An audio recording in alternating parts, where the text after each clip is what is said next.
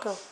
Hey everybody, this is kenscold.com, and what we're going to do tonight is we're going to show you how to make the Bacala recipe Alla Vannucci that we had posted a little while ago on our blog. Anyway, come here down. Let's start here. We'll show you what the Bacala looks like. So this Bacala has been soaking now for almost 24 hours in water. Okay. And all we do with it is we just really soak it. Soak it in here, change the water every, sorry Dana, change the water maybe every hour and a half, 2 hours, re-drain it so that it's kind of gotten all the salt out of it. Because all Bacala really is just salted cod. And what they salted it for was to keep it from spoiling. So this is what all the first settlers into North America would have been eating, like the Columbus and all those guys. When they came off the Grand Banks, did some fishing, salted it up, and then they had food for months. Portuguese call it bacalhau, the Italians call it bacala, all the same, all salted cod, all done this exact same way. Okay, so we're just going to dry it up, dry this up, and then we're going to cut this up, throw this away. The grapes in the sink are what we're going to be using pretty soon, and we'll show you how to do that. So just let me get this off the paper towel, get it onto the cutting board. Okay. This recipe, but the worst part of this recipe is actually just prepping the bacala. And Carly, from Carly, Marini, and Julia fame, will also give me a hand. So all we're going to do, because this is going to be faster than you think, we're already preheating the oven to 350 degrees. Okay, so what we're going to do is we're just going to grease this pan up a little bit. Okay, with a little bit of butter. Yeah, nothing fancy, just greasing up the sides. Still doesn't stick. Maybe more than anything. Okay, so we're going to give it a good dousing with butter. Never too much butter in cooking. Everybody knows that. You know, Emerald says pork fat rules, butter fat rules.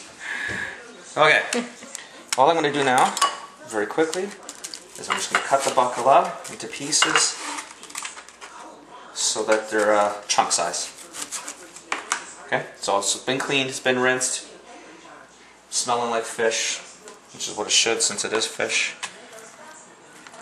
Let's do this. Let's put the chunks in first. Okay. Nothing fancy-dancy, not at a restaurant. Up.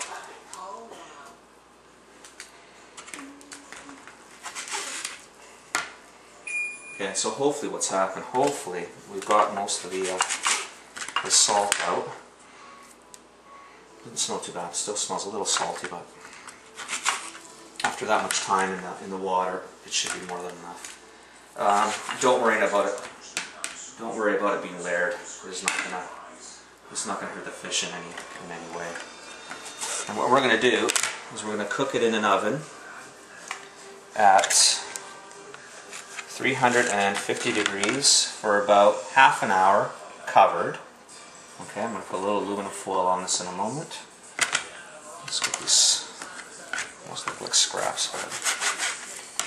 Actually, probably should have used a bigger pan. So what I'm going to do, I'm going to do this. Breadcrumbs. I just ground up some breadcrumbs.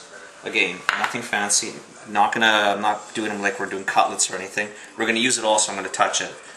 It's not going to get cross-contaminated with anything else because these breadcrumbs are all going to get used now.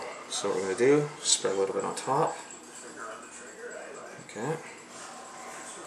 Flip.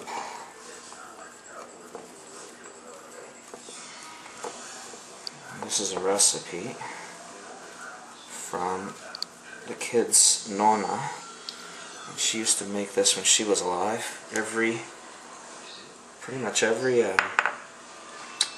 Christmas Eve, thank you, Carly, and Good Friday. I mean, it's Holy Saturday today, but that's close enough.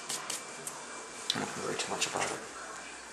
Okay, what we should do, typically what I should have done, I should have had a bigger pan, but I didn't do that, so I'm not going to go back and fix it. I'm just going to go with it.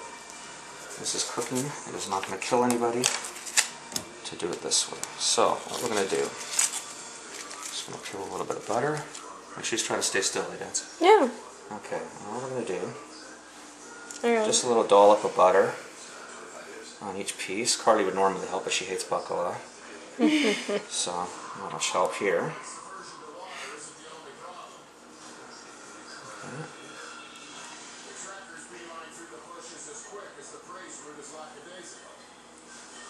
Okay.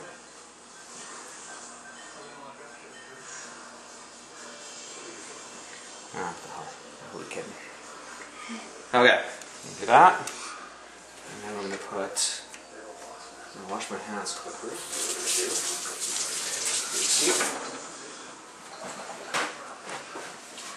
Okay, so what we're going to do now is going to put a little bit of the olive oil. Carly, you want to pass me the olive oil, please? Down, olive oil. And I'm not going to go crazy, but we're not going to go too cheap either. So let's do...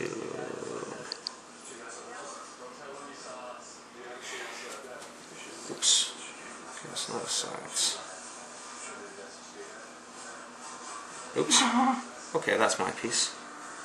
Okay. Not too. Yeah, don't worry about it. It's olive oil. It's all good for you. Okay, we're going to do this one this way because we can and we might as well. These ones are going to cook so fast anyway. They're so thin. Okay.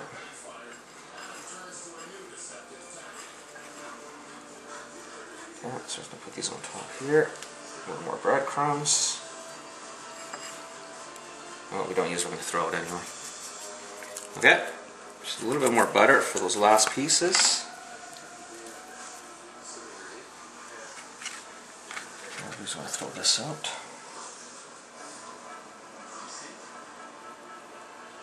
Oops. Okay, we won't tell Mommy that we put this much butter. This is way more butter than what Mona would have used. But why not? Okay, just a touch more oil. So we're going to actually try to do just a touch. Okay, now, because there's not oil or butter everywhere, this can be a little dry. Right? So some of the recipes you could do with this, you could do it in tomato sauce. You could do 50 different ways. It really doesn't matter. It's really up to you how you prep it. Just wash your hands again. It's sticky.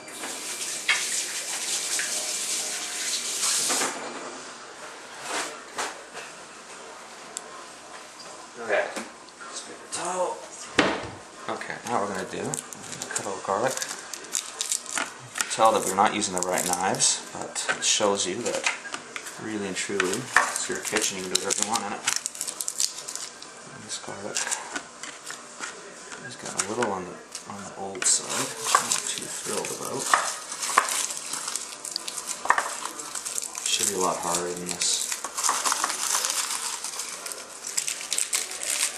You know what, Carter, can you do me a favor? Give me some garlic from the fridge.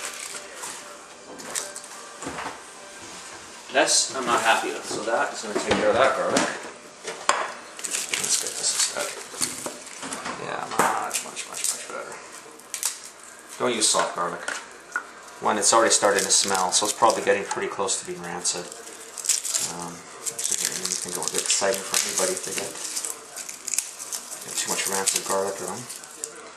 No, I don't normally store it in the fridge, just because I think I got home from shopping yesterday. And I just tossed it in the fridge, but normally I wouldn't do that. I think once you fridge it, what will probably happen to it is once you take it out, it's going to get too much moisture, so it's probably not the smartest thing to do. Okay, so all I'm doing is cutting the garlic into fairly large chunks. I'm not going to mash it. I'm not going to press it. It doesn't require it. A little piece off there. Don't need that. Again, it's just not. We're not on a cooking show. We're not going to win any awards. So rustic is in. Okay, so two. Okay, one more.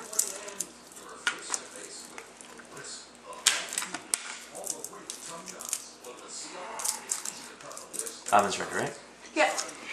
Okay, so let's do this. How are we for time right now? 9:50. 9:50. Already? Yep. So it's gonna be too long. Okay, why don't you stop her for a second? Because 10 minutes YouTube is gonna shut down.